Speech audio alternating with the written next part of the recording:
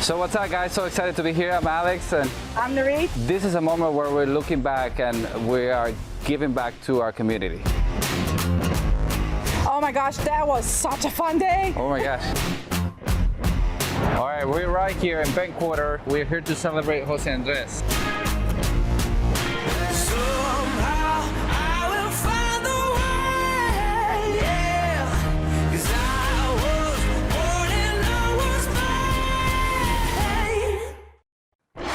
Welcome to the American Dream TV. This is a real show, not a reality show, based on lifestyle, culture, and real estate, where we go to your city across the country. I'm your host, Amy Scruggs, and we have a fantastic episode lined up for you, and we're going to get it started right now. The search is over, baby. I'm right here, and I got it. The American Dream, the only show that combats negative media, not owned by a network, commercial-free, unscripted. I got it. These are stories for you and by you.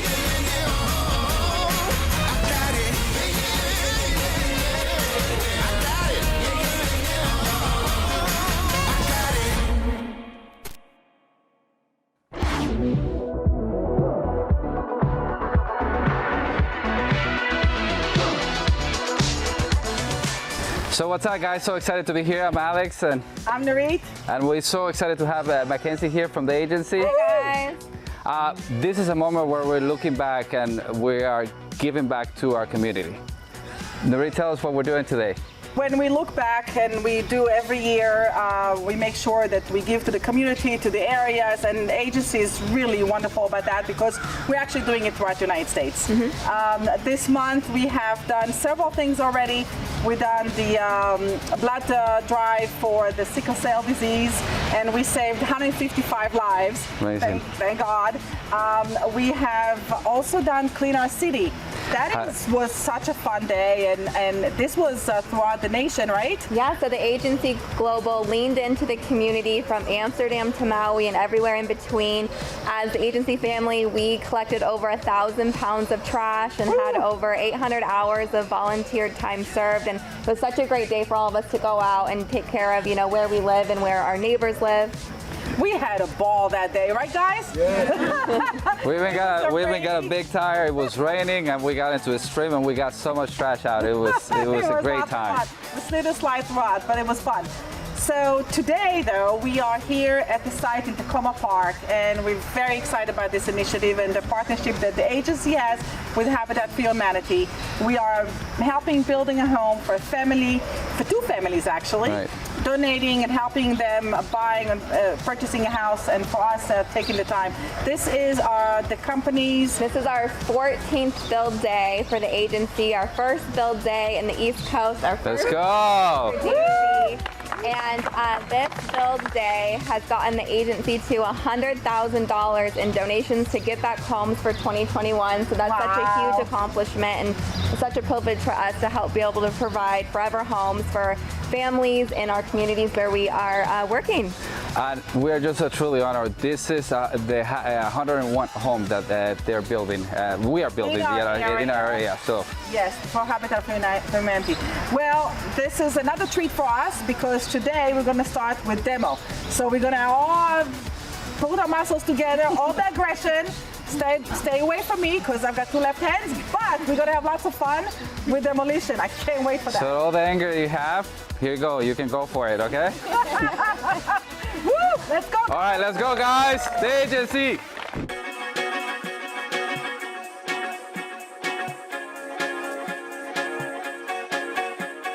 So we know right now we're in a housing crisis. It's really a worldwide housing crisis. So what Habitat's mission is to help solve that by offering an affordable mortgage on a decent, stable, energy efficient home. So this is our 101st home. So we're really excited for our affiliates. This project was purchased from Tacoma Park. What Tacoma Park did is they had first right of refusal on this property. They called us up and they offered it to Habitat. It's out of our price range, so they offered $200,000 towards the sale, and it's gonna act as part of our soft second. So what that means is that Habitat now can turn a single family home into a duplex. So we're going to have 2 families live here. So that's that missing middle that this neighborhood is missing. Wow. So we're hoping this is the beginning of a relationship down the road as well. And we've already chosen the families. One family has been living in Tacoma Park for 20 years, but as a renter. They were not able to purchase the homes. And so now they're finally able to purchase a home blocked from where they've been renting for 20 years. So they have 3 children. We're gonna make it beautiful for them.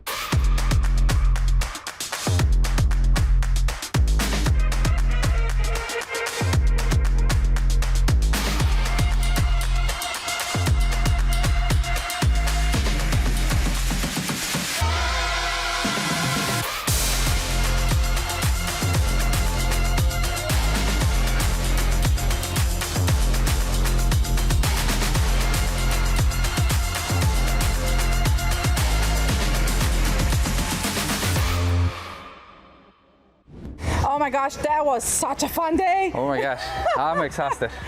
Me too. Listen, I got new appreciation. We're selling houses all day long, but for people who actually demolition the houses and building the houses, wow, thumbs up for you guys, because this was a hard day.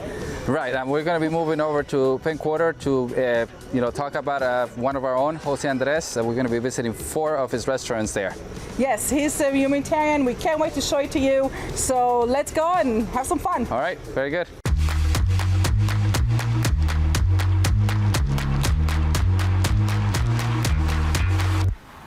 All right, we're right here in Penn Quarter.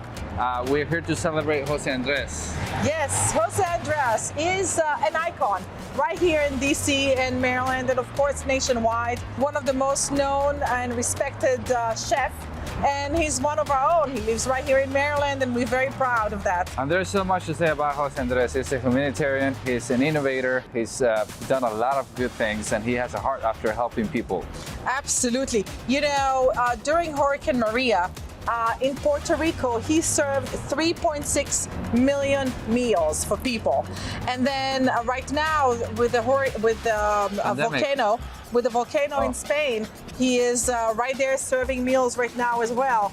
And then you're right, with the pandemic, right here, Jaleo, which is his first restaurant, which we're gonna show in a few minutes. During the pandemic, he closed the restaurant, and for months, he gave free meals for all the residents in this area. So it was a community kitchen. People can come in and grab their meals.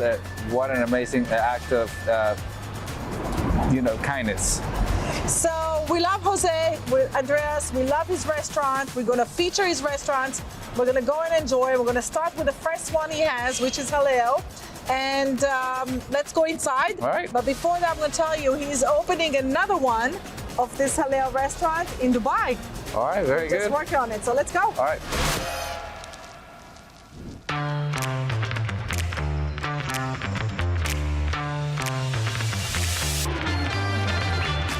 So we are here at Jaleo.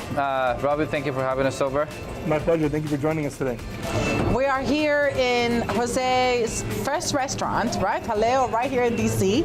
Tell us about this restaurant. So this Jaleo in Washington, D.C. is our flagship location. It's the first location of Chef José Andrés' restaurants.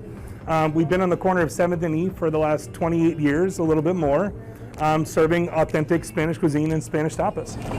Spanish tapas. So this is tapas are small plates to be shared with the family. Absolutely, and that's the beauty of the small plates. Really, José is really the catalyst of bringing tapas to America. So again, the beauty behind the food is that the plates are small, but it's the ability to share and try and taste a lot of different flavor combinations. Lots of flavors. I can smell all this. I can't ignore this dish, right? Oh man, this is a paella. Right? This one we have right here is actually a fideo. So classically, paella is made with rice, but this is made with pasta. This is our Mari Montaña, so this is a surf and turf paella. And again, the fideo is obviously made with pasta. So you have some head-on shrimp, catalan sausage, chicken, and also some fresh calamari. So this week is a paella week, and you've been doing it for 19 years. 19 years, yeah. Beautiful. Just to finish, I see that these are your main dishes. When I come here, you can't skip these two things that I know of. Those are the classics. I mean, every time I come to Jaleo, I get the patatas. So these are 3 of our signature dishes, if you will. So, first and foremost, we have our gambas al ajillo. This is, again, shrimp that's sauteed with a lot of garlic and some nice high-quality Spanish olive oil. Our patatas bravas is, of course, our spicy brava sauce on the bottom, crispy fried potatoes, and creamy garlic alioli. Over here is one of my favorites. These are our croquetas de pollo. Croquetas de pollo, this is really a dish that's a labor of love. You know, it takes 3 days for us to make this dish before it's even able to hit the table. So there's a lot of steps and a lot of love that goes into this dish. There's a lot of love right here, and a lot of love of smell right here, I tell you that. We're so excited to be here, and thank you for hosting us. I know you can't wait to try your paella. Absolutely, it's been a pleasure. Thank you so much for coming. Thank you so much, I appreciate it.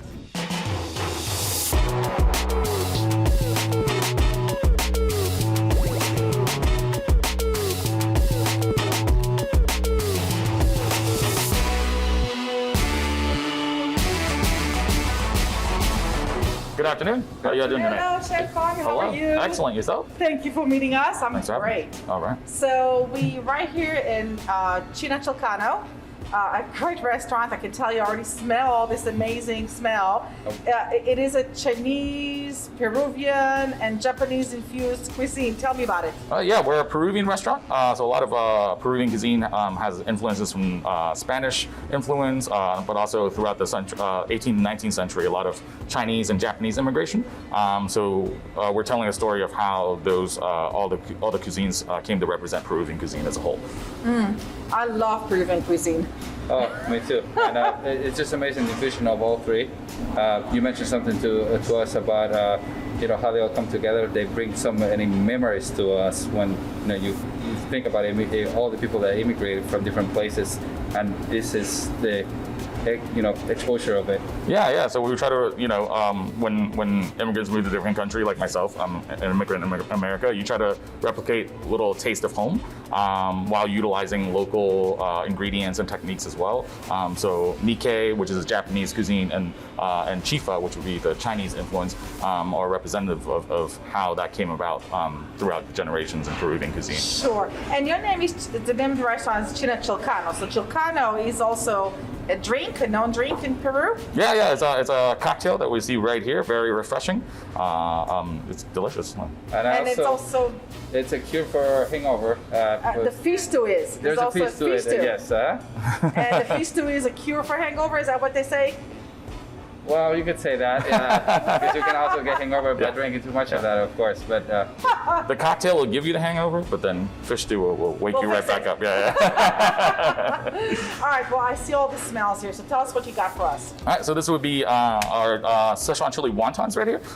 So this would be the Chinese influence, handmade dumplings. So for Chinese cultures, when we're sitting down together with family, we just have a dumpling table and we're just folding dumplings all day and share each other's stories. How's your week? How's your month? So this will be shrimp and pork paste with a doubanjiang, which is a broad bean paste and black bean paste with chili oil and a little cilantro and sesame seeds. Very simple but very hearty dish. Very beautiful. Thank you. I want you to talk about this one, the ceviche. So this is ceviche de pulpo. So this is octopus. This is steamed octopus with leche de tigre, which is kind of the mother sauce of all Peruvian ceviche. A lot of fresh fish with fresh squeezed lime juice, garlic, onion, habanero pepper, give it a little kick with a rocoto pepper, and that's going to be tossed together with the octopus with choclo, which is a Peruvian corn, cancha, tomato, dehydrated olives, and a little bit of red onions and avocado to finish it off as well.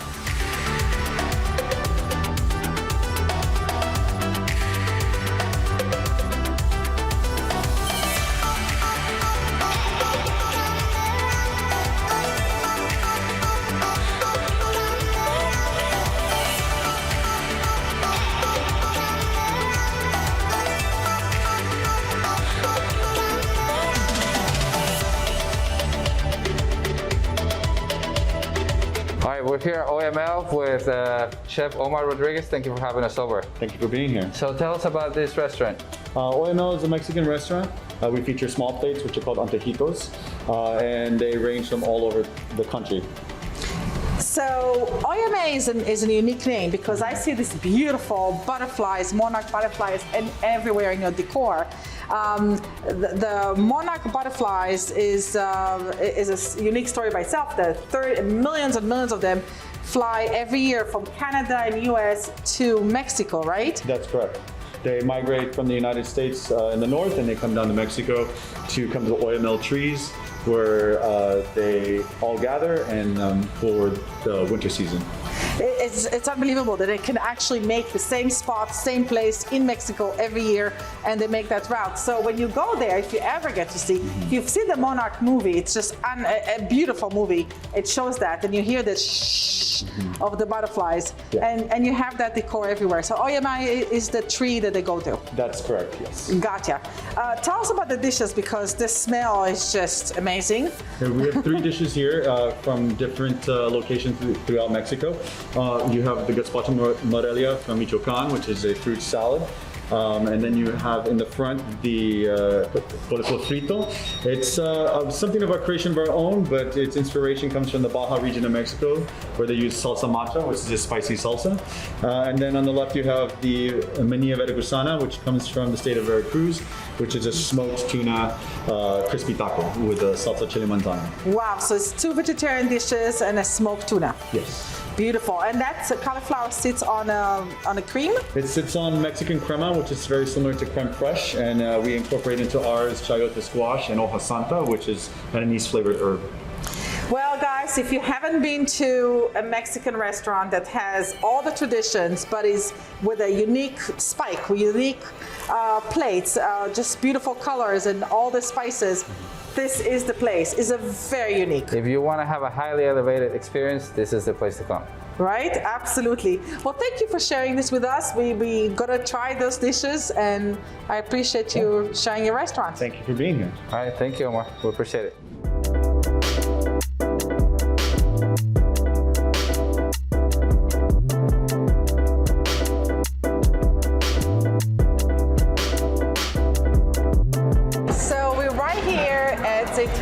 Which is our last destination for today, and we are with Chef Michael Costa.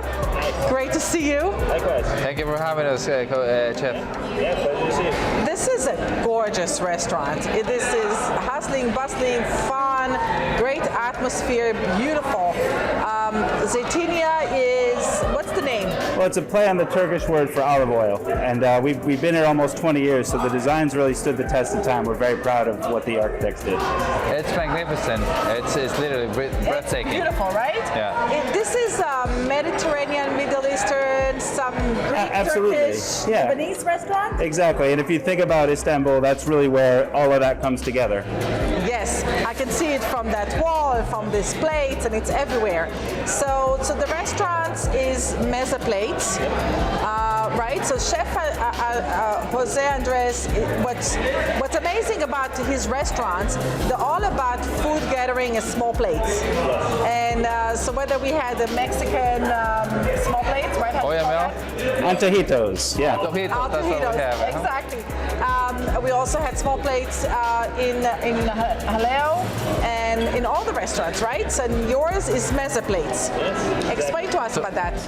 Well, I mean, if you look at it culturally, this is food that's geared around people getting together and sharing, and that's something that really transcends cultures and borders. It's something that we very dear to our heart and our mission.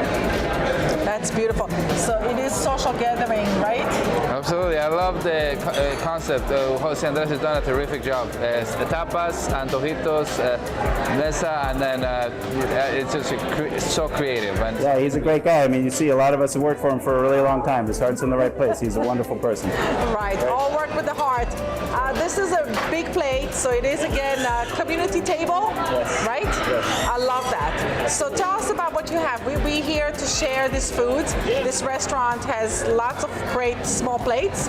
So what do you? I mean, we love to start a meal with this nice, warm, pillowy flatbread, which all pita bread wants to do this. Normally, people tamp it down. Here, we just let it inflate and be itself. I gotta touch that. Yeah, please do. Look at you. And then just in front of it, we have our hummus, which is something we spend a lot of time making sure we get that texture right, that flavor right. It's really one of the ultimate comfort foods in our part of the world. It's something we absolutely love. No meal's complete without it. Right next to it, We have the sucuk yumurtali panerli pide, which is a Turkish flatbread with a wonderful spicy beef sausage. Up in the foreground there, we have the octopus santorini, which, very much like the inspiration for the decor of the restaurant. This is the kind of thing when you eat it, you just feel like you're right in Santorini. Octopus cooked with red wine vinegar, given a quick char, sitting on a bed of fava with some capers. It's just a wonderful exotic trip to the Mediterranean. And then this is one of the most unique and creative things we do. This is Brussels sprouts Ophelia. These are quickly fried. They're sitting on a bed of garlic yogurt.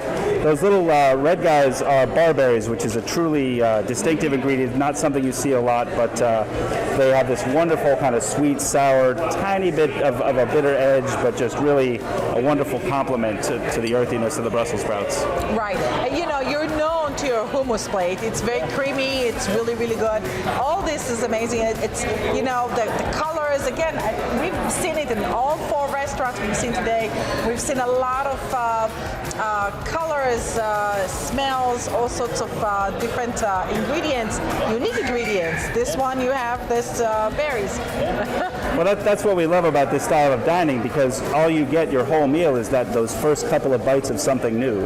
So it's a very exciting way to have dinner. When you're fed a large plate of something, you tend to be kind of sick of it about halfway through. But with the way that we like to serve food, all you're getting is just that fresh, new, exciting kind of taste of the variety.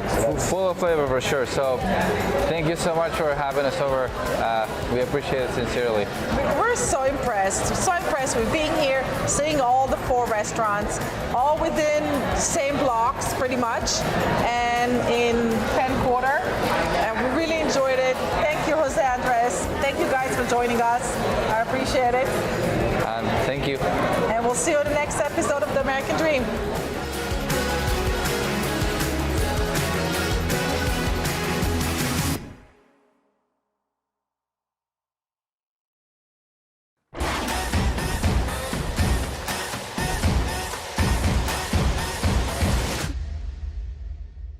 I've been looking forward to this conversation with the managing partners of the agency, Nurit and Alex Martinez. They are in the DC and Maryland area and currently #1 for the state of Maryland and 14 nationwide. And we get to hear about the great things taking place in that area. Great to see you guys. Thanks for being with us today. Well, when we talk about the market and things changing here at the end of summer, we're coming into the fall season. Nurit, let's talk about if it's time. People a lot of times like to sell in the spring, but really now with the fall, is this a good time and what are you advising? Yeah, people don't realize, but actually 30% of the sales for the year happen in the winter months. So really winter is a great time to sell. We always talk about spring, nobody talks about spring. 30% additional of the sales here in the Washington Metropolitans just happen during the winter months. Now, Alex, I want to ask you, with the fall, yes, being a great time to still sell, there are still a lot of people that are just saying, no, we want to wait till the spring. That's it. That's the time that we're going to sell. So when is a good time for them to come and approach you guys to say, hey, let's come up with that strategic plan? What does that really look like? And how soon do they come to you for that advice for a spring sale? So I will have to say, if you're going to do it, just do it as soon as possible. Do it now. I'm going to tell you why. There's a couple of things to think about, right? If you're going to be putting your property on the market on the spring, you have to get with us. We'll get you the best advice. We'll look at your property. We'll look at what repairs they might need. And then also, if you think about the construction side of it, this is the time where you can secure a contractor, because usually construction slows down on the winter time. So you want to make sure that you're securing that contractor and they're giving you the best possible pricing now, so that when the time comes, we're going to be able to, obviously get a better pricing than what you will get on the spring. So do it now if you're selling for the fall, you guys are ready, and do it now if you're getting prepared for the spring, which is really great advice. And another thing I want to discuss with both of you, because you've mentioned a lot about working with builders, and a lot of people are going that route of working with builders. Why it's important for people to have representation when going to the builders. A lot of people don't even think about it. They just go in and they use the sales team there at the builder's office. What can be some of the stumbling blocks that can cause them problems if they don't have their own representation? People don't realize when you go to the builder's office and you're talking to the salesperson, that salesperson is actually representing the seller. The seller is the builder. So you aren't going with no representation. Something else to say to that, I want to add to what Nurit is saying, and she's absolutely right. There are many intricacies with purchasing a property, and when you're buying from a builder, there are also a lot of incentives. And if you don't know about those incentives, we have great relationships with builders. They're not going to tell you.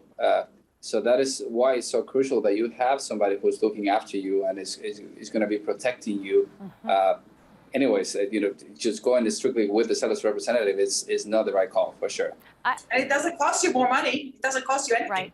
Right. It's incredible advice, because I think there's a lot of people that don't even realize that, maybe haven't heard that advice and that wisdom, and the things that you can protect them from to really make sure from start to finish that their best interest is taken care of. And I'm glad that you've brought this to the table today. It's a powerful discussion. I love that you guys are helping people move now. You're getting ready for the spring, and you know how to advise them through that building process. This is why you guys are one of the top teams in the nation. But besides all the time that you guys take with your clients, you spend a lot of time giving back. And Nurit, I know that you happen to be on the board for the Red Cross. Let's talk a little bit about some of that giving back that you guys are doing and what's taking place over the next few months as you gear up for the holiday season. Here at the agency, we thank God we're blessed. And one of the main mission here for our team is me and Alex always want to make sure we give back. And whether it's for children with cancer, whether it's for the Red Cross, last month we did blood donation for sickle cell awareness for the sickle cell disease. We are doing next month, we're doing Giveback Homes. We're going to build a house for a family in need in Tacoma Park. And that's going to be really exciting. We're all going to have our hard hats, and the whole team is coming together. Well, I hope that you share some behind-the-scenes photos with us. Is there a place that we can go and kind of see some of the work that you guys are doing and some of this outreach that you've got? We will, absolutely. Absolutely. I mean, we're about always having fun. We're working, of course, but we're about having fun and bringing people together. Well, it's outstanding. Thank you for bringing your expertise and your passion to the show today. It was really great to have a chance to sit down and talk with both of you. Thank you.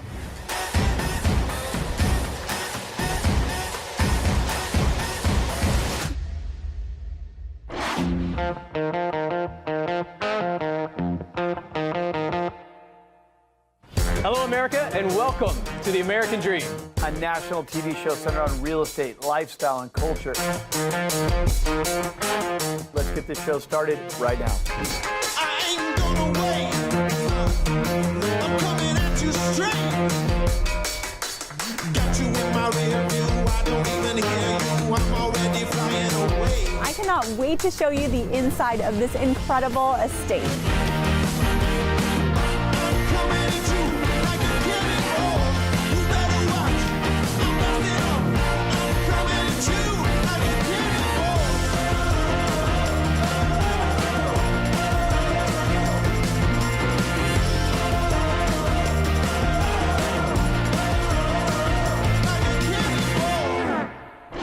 We hope you enjoyed this latest episode of The American Dream TV, where we featured the best in lifestyle, culture, and real estate.